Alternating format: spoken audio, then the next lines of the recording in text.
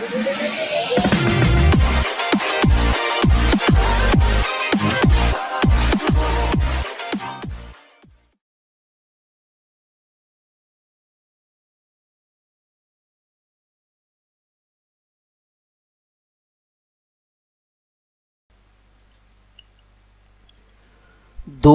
के वक्त जब आमिर और राशील वादी जिबला के कोहस्तानी सिलसिले के अंदर मगरिब की तरफ अपने घोड़ों को सर पर दौड़ा रहे थे तो किसी ने इन दोनों का नाम लेकर इनको पुकारा और रुक जाने का कहा। आमिर ने अपनी बाईं तरफ जब देखा तो पहाड़ के ऊपर एक बहुत बड़ी चट्टान की ओट में दो आदमी खड़े इन्हें हाथ के इशारे से रुक जाने का कह रहे थे। इनकी सीध में आकर आमिर और राशील ने अपने घोड़े रोक दिए और जब वो नीचे उतर कर आए तो आमिर ने देखा वो उमैस और मारिया थे। आमिर इन दोनों को खस्ता हालत में देखकर फिक्रमंद और खौफजदा हो गया। जब वो नजदीक आए तो कब्ल इसके कि वो कुछ बोले आमिर ने खुद मारिया की तरफ देखते हुए पूछा, माँ तुम यहाँ कैसे? मारिया ने रोती हुई आवाज में कहा, मेरे बेटे, मेरे बच्चे, हम तबाह हो गए, हमारे पास कुछ नहीं रहा।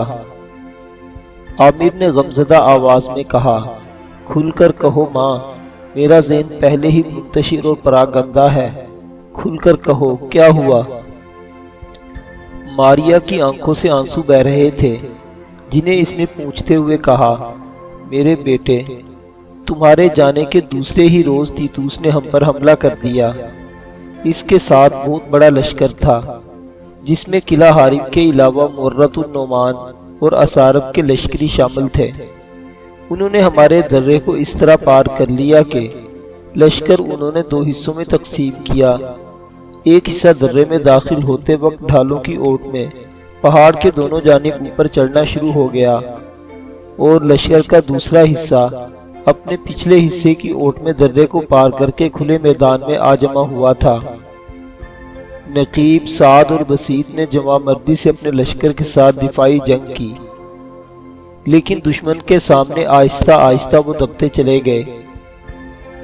जो लश्कर दुश्मन का पहाड़ों के ऊपर चढ़ा था, इसने हमारे इन जवानों को तहे तेग कर दिया जो मिंजीकों से पत्थर बचाने पर मसरूफ थे। दुश्मन का दूसरा लश्कर जो खुले मैदान में आ जमा हुआ था, इससे नकीब और साद ने काफी देर तक जंग की और खुले मैदान में इन्हें रोके रखा। आहिस्ता आहिस्ता बस्तियों के लोग समझ गए कि दुश्मन को रोकना अब मुश्किल हो गया है, लिहाजा लोग अपने अपने घरों को छोड़कर भाग गए। ज्यादा लोगों ने जुनूब मशरिक का रुख किया क्योंकि इस तरफ मुसलमानों की काफी किलानुमा बस्तियां हैं, लेकिन दुश्मन ने इन भागने वालों का भी ताक़ुब किया। जो इनके सामने आया इसे उन्होंने तहे तेग कर दिया और इनका माल लूट लिया। एक क़यामत थी, एक हश्र था जो मुसलमानों पर तीतूस के हाथों बर्पा हो गया था। ऐ मेरे बेटे, काश तुम यहाँ होते और इस तूफान का जोर देखते, मुसलमान औरतों और बूढ़ों मर्दों की बेबसी और दुश्मन के मुजालिम और सितम देखते। आमिर के चेहरे पर मुर्दनी छा गई। मारिया जब रुकी तो इसने पूछा, कोई बचा भी है? मारिया ने सिसकते हुए कहा, नकीब और साद दोनों जंग में मारे जा चुके हैं। मेरे साथ उमैमा और अस्मा भी भागकर जुनूब की तरफ जा रही थी। दुश्मन ने जब हमारा ताक़ुब किया तो मुझसे भागा न गया। मैं एक चट्टान की ओट में होकर बैठ गई। उमैमा और अस्मा को इन वहशियों ने जिंदा पकड़कर ले जाना चाहा, लेकिन मेरी वो दोनों बेटियां जानती थीं कि दुश्मन के हाथ लग जाने से इनकी इज्जत महफूज न रहेगी। लिहाजा उन्होंने एक पहाड़ के ऊपर चढ़कर नीचे छलांग लगाकर अपनी जानें दे दी। आमिर की पलकें भीग गईं।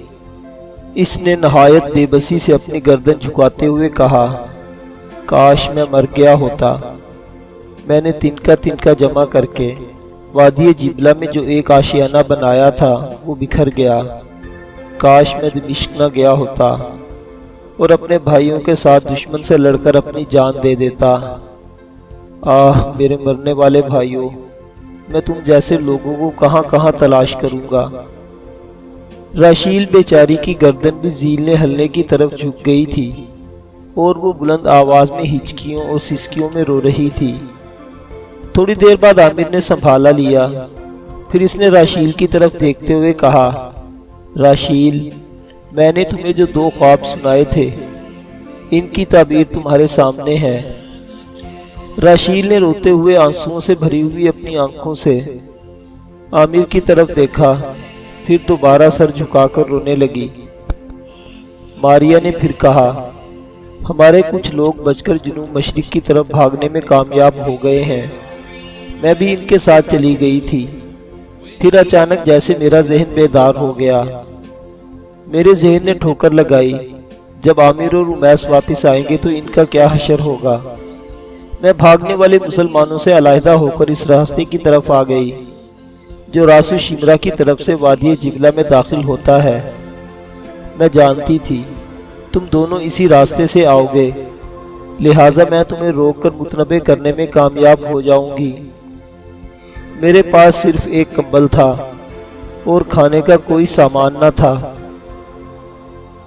میں اسی ایک کمبل میں اس سامنے والی چٹان کی اوٹ میں پڑی رہتی اور دن رات تم دونوں کی واپسی کا انتظار کرتی رہی۔ میرے پاس کھانے کو کچھ نہ تھا اور میں پتھروں کی مٹی چاٹ کر گزارا کرتی تھی۔ 2 روز بعد امیس اس راستے سے گزرا تو میں نے اسے روک لیا۔ اس کے مل جانے سے مجھے کچھ ڈھارس ہوئی، کیونکہ اس کے پاس کھانے کے سامان کے علاوہ پانی اور بستر بھی تھا۔ لہٰذا ہم دونوں بہن بھائی انہی چٹانوں میں چھپ کر تم دونوں کی واپسی کا انتظار کرتے رہے۔ ماریا رکی، پھر مایوسی میں اس نے کہا، میں تو اس انتظار میں تھی کہ تمہارے ساتھ کوئی لشکر بھی ہوگا، لیکن تم دونوں تو اکیلے آ رہے ہو۔ کیا اب ہماری قسمت میں در بدر اور کریا کریا دھکا کھانے کے سوا کچھ نہیں رہا؟ عامر نے ماریا کو تسلی دیتے ہوئے کہا، فکر نہ کرو میری ماں، ایک لشکر دمشق سے میری مدد کے لیے ان قریب آئے گا۔ تم اور امیس دونوں راشیل کے ساتھ اس کے ماموں کے پاس راس شمرا چلے جاؤ، وہاں تم تینوں محفوظ رہو گے۔ راشیل بھی اب اسلام قبول کر چکی ہے، وہاں یہ تم دونوں کی دیکھ بھال کرے گی۔ میں ان پہاڑوں کے اندر دمشق سے آنے والے اس لشکر کا انتظار کروں گا۔ ماں، مجھے امید ہے میں دشمن کو زیادہ دیر تک وادی جبلہ کے اندر رہنے نہ دوں گا۔ راشیل نے تڑپ کر اور روتی ہوئی آواز میں ماریا سے کہا، میں ان کو ان کوہستانوں کے اندر اکیلا نہ رہنے دوں گی۔ ہم سب واپس راس شمرا چلیں گے، وہاں ہم ماموں کے ہاں قیام کریں گے اور اس شاہراہ پر پہرا دیں گے جو دمشق سے راس شمرا کی طرف آتی ہے۔ ماریا نے تائید کرتے ہوئے کہا، راشیل ٹھیک کہتی ہے، ہم چاروں راس شمرا جائیں گے۔ راشیل نے ماریا کی طرف دیکھ کر پھر سسکتی ہوئی آواز میں کہا، ماں، سردی لگنے سے یہ پہلے ہی بری طرح بیمار ہو گئے تھے، ابھی پچھلی شب ہی ان کا بخار اترا ہے۔ اگر یہاں اکیلے رہتے ہوئے ان پر کوئی مصیبت آئی تو کون ان کی دیکھ بھال کرنے والا ہوگا؟ عامر سوچوں میں کھو گیا۔ ماریا نے خدشہ ظاہر کرتے ہوئے کہا، ہمیں زیادہ یوں دیر اس عام سے راہ پر کھڑا نہیں ہونا چاہیے۔ دشمن کے سپاہی اس طرف اکثر چکر لگاتے رہتے ہیں، کیونکہ انہیں علم ہے کہ مسلمان ادھر ادھر چھپ گئے ہیں اور وہ انہیں تلاش کر کے ان کا مال لوٹنے کے بعد انہیں قتل کر دیتے ہیں۔ عامر نے امیس کی طرف دیکھتے ہوئے پوچھا، اے عم، جس مہم پر تم گئے تھے اس کا کیا ہوا؟ امیس نے غمزدہ آواز میں کہا، حلب کا سلطان میرے ساتھ نہایت عزت و احترام سے پیش آیا۔ ہماری بے بسی دیکھ کر غصے میں اس کا رنگ سرخ ہو گیا تھا۔ میں نے اسے آپ کے متعلق بتایا تھا۔ اس نے کہا تھا، عامر بن نافع سے کہنا اپنے بچے کچے لشکر کو لے کر ہمارے پاس آ جائے۔ ہم عنقریب دشمن کے خلاف جہاد کا اعلان کریں گے۔ انہوں نے کہا تھا ہم اس جہاد کی ابتدا قلعہ اثارب سے شروع کریں گے جو نصرانیوں کا ایک مضبوط اور آہنی حصار ہے۔ عامر نے اپنی تلوار کا دستہ مضبوطی سے تھامتے ہوئے کہا میں سلطان کے پاس اکیلا نہیں جاؤں گا، میں اس کے پاس اپنی بے بسی اور شکست کے داغ لے کر ہرگز نہ جاؤں گا۔ میں اس کے پاس ضرور جاؤں گا، لیکن کچھ کر گزرنے کے بعد مجھے دمشق سے آنے والے رضاکاروں کا انتظار کرنا ہوگا۔ اس کے بعد میں دشمنوں کو شب و خون میں الجھائے رکھوں گا اور ایک روز انہیں جبلہ سے نکل بھاگنے پر مجبور کر دوں گا۔ ماں اپنے رب کے ساتھ یہ میرا عہد ہے، تم سب گواہ رہنا۔ اس وادی سے میں دشمن کو ذلیل و خوار کر کے نکالوں گا۔ میرا رب مجھے مایوس نہیں کرے گا، وہ مجھے اتنی سکت اور قدرت ضرور دے گا کہ میں اس وادی میں بہنے والے مسلمانوں کے خون کا دشمنوں سے انتقام لے سکوں۔ عامر کہتے کہتے رک گیا، پھر چونک کر اس نے کہا ٹھہرو، کوئی آ رہا ہے۔ خدا کی قسم میری حسیات منجمد نہیں ہو سکتی اور میرے کان دھوکہ نہیں دے سکتے۔ سنو، کوئی آ رہا ہے۔ تم گھوڑوں کی ٹاپیں نہیں سنتے ہو؟ آنے والے مغرب کی طرف سے آ رہے ہیں، لہٰذا یہ دوست نہیں، ضرور یہ دشمن کے آدمی ہیں۔ راشیل، امیس اور ماریہ پریشان ہو گئے۔ اتنی دیر میں ذرا دور سامنے والے پہاڑ کے اوپر چند سوار نمودار ہوئے۔ وہ عامر اور راشیل کو دیکھ چکے تھے، تاہم امیس اور ماریہ اوٹ میں ہونے کی وجہ سے ان کی نگاہوں میں نہ تھے۔ عامر نے فوراً امیس کی طرف دیکھتے ہوئے کہا اے دشمن ہمارے سامنے کی طرف سے آ رہے ہیں۔ وہ ہم دونوں کو دیکھ چکے ہیں، لیکن وہاں سے ان کی نظر تم دونوں پر نہیں پڑ سکتی۔ عامر نے ایک دم اپنے گھوڑے کی خرجین میں ہاتھ ڈالا اور اس میں سے فالتو گرم اونی کمبل اور کھانے کا سارا سامان نکال کر اس نے امیس کی طرف پھینکتے ہوئے کہا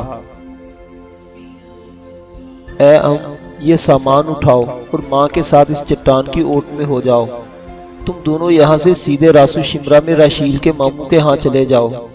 اس کا نام آسا ہے، وہ شہر کے مشرقی حصے میں محلہ سوق الحدید میں رہتا ہے۔ اب تم دونوں یہ سامان اٹھا کر پیچھے ہٹ جاؤ اور اسی چٹان کی اوٹ میں ہو جاؤ۔ امیس، تمہارا گھوڑا اگر کہیں سامنے ہو تو اسے بھی اوٹ میں جا کر لو۔ امیس نے لرزتی ہوئی آواز میں کہا میں تم دونوں کو دشمن کے سامنے تنہا چھوڑ کر چٹان کی پیچھے نہیں چھپوں گا۔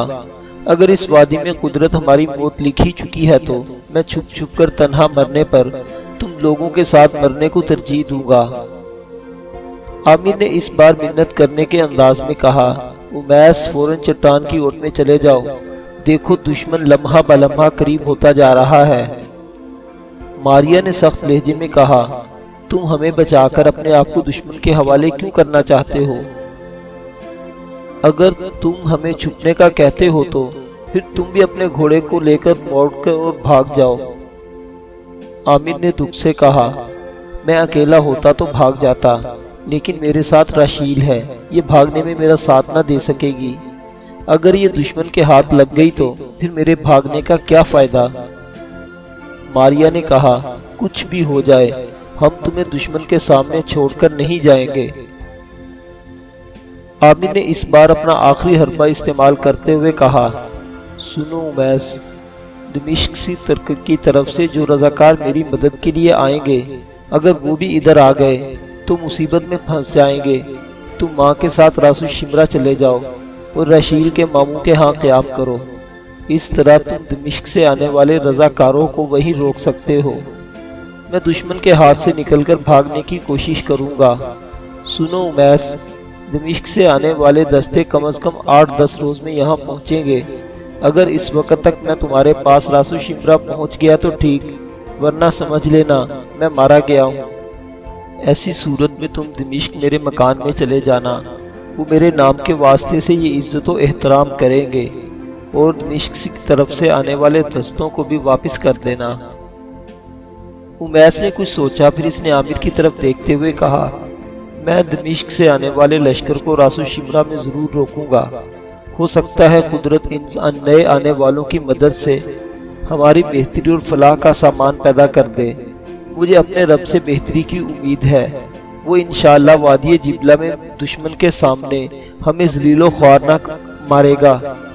امیس نے ماریہ سے کہا، آؤ بہن، پہلے کی طرح اس چٹان کی اوٹ میں ہو جائیں کہ اسی میں ہماری سلامتی، خیر اور نجات ہے۔ امیس اور ماریہ فوراً واپس مڑے اور بھاگ کر اس بڑی سیاہ اور غار کی طرح اندر کو دبی ہوئی چٹان کے پیچھے ہو گئے۔ عامر کے چہرے پر اب سکون پھیل گیا تھا۔ اس نے مغرب کی طرف سے آنے والے سواروں کو دیکھا، وہ تعداد میں 7 تھے۔ عامر وہیں کھڑے ہو کر ان کی آمد کا انتظار کرنے لگا۔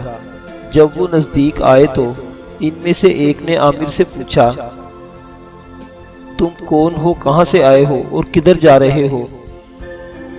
کہیں تمہارا تعلق ان مسلمانوں سے تو نہیں جو ہمارے ہاتھوں شکست کھا کر اس وادی کے اندر ادھر ادھر چھپ گئے ہیں؟ عامر نے پرسکون لہجے میں کہا، تم نے ایک ساتھ کئی سوال پوچھ لیے، میں تمہیں ایک ساتھ کس کس کا جواب دوں؟ اس نے اس بار عامر سے نزدیک ہو کر سخت لہجے میں پوچھا، تم کون ہو اور یہ لڑکی تمہاری کیا ہے؟ عامر نے بھی سخت الفاظ میں کہا، میں انسان ہوں اور اس لڑکی کا محافظ ہوں۔ اس نصرانی نے اس بار غور سے عامر کی طرف دیکھتے ہوئے پوچھا، مسلمان ہو؟ عامر نے بلا توقف کہہ دیا، ہاں مسلمان ہوں۔ نصرانی نے للچائی ہوئی نظروں سے دیکھتے ہوئے پوچھا، تمہارے پاس کچھ ہے؟ میرا مطلب ہے تمہارے پاس رقم ہے؟ عامر نے کھولتی ہوئی آواز میں کہا، نقدی کے علاوہ میرے پاس بہت کچھ ہے۔ اس نے دلچسپی لیتے ہوئے پوچھا، اور کیا ہے؟ عامر نے ایک دم اپنی تلوار کھینچ لی اور اس کی طرف بڑھاتے ہوئے کہا، یہ۔ وہ بدک کر پیچھے ہٹ گیا اور اپنے ساتھیوں کو مخاطب کر کے اس نے کہا، اسے گھیر لو، دیکھتے ہیں یہ ہم سے کتنا اور کیوں کر بچ نکلتا ہے۔ رشیل کا رنگ پیلا پڑ گیا تھا۔ وہ ساتوں عامر پر حملہ آور ہونے کے لیے اپنے گھوڑوں کو ارد گرد پھیلا چکے تھے۔ عامر نے اپنی تلوار اور ڈھال سنبھال لی اور اپنی گہری نگاہوں سے چاروں کی طرف دیکھنے لگا۔ اس کی حالت اس عقاب کی سی تھی جس پر بھوکی کرگسیں حملہ آور ہونے لگی ہوں۔ عامر نے اپنی تلوار لہرا کر اس جوان کی طرف دیکھتے ہوئے کہا، تم صرف 7 ہو، اگر تم اتنے جوان اور لے آؤ تو میں تم سے شکست تسلیم نہیں کروں گا۔ یاد رکھو، اگر تم میں سے کسی ایک نے بھی مجھ پر حملہ کیا تو میں تم ساتوں کی قبریں اسی وادی میں بنا کر اپنی منزل کی طرف بڑھ جاؤں گا۔